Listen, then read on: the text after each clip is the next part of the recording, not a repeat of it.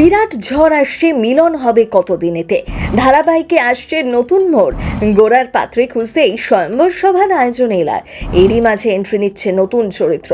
গোড়ার নতুন শত্রু হয়ে গল্পে এন্ট্রি নিচ্ছেন কে? এদিকে এলার গলাতেই মালা পরিয়ে দিল গোড়া। এবার কি প্রেম পর্ব শুরু হবে? বিবাদ দিয়ে শুরু সম্পর্কের মিলন হবে কবে?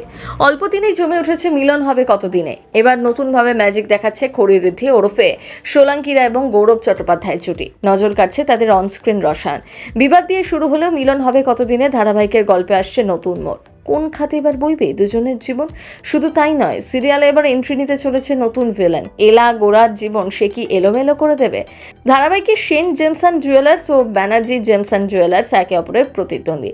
সেন জুয়েলার্স গোড়ার পারিবারিক ব্যবসা, অন্যদিকে বিকাশ ব্যানার্জি তাদের প্রতিপক্ষ।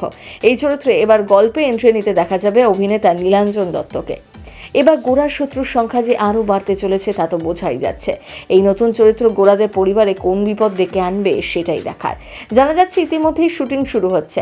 নতুন বছর অর্থাৎ 2026-এর শুরুর দিকে এই ধারাবাহিকে আসছে নতুন মোড়।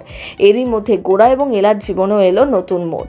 সম্প্রতি ধারাবাহিকে একটি প্রোমো প্রকাশ্যে এসেছে। দেখা যাচ্ছে গোড়া যে কিনা প্রেম বিয়ে এগুলো ঘোর বিরোধী, তার জন্য স্বয়ম্বর সভার আয়োজন করা হয়েছে। আর কে সেই আয়োজন করলো? এলা। নায়িকা গোড়াদের হার্ট টু হার্ট অ্যাপে চাকরি পেয়েছে, আর ম্যাচ মেকিং কোম্পানির মালিক হয়ে গোড়া কিভাবে সিঙ্গেল থাকে, তাই তার বাড়ির সকলে উপস্থিতিতেই স্বয়ম্বরের আয়োজন করা হয়।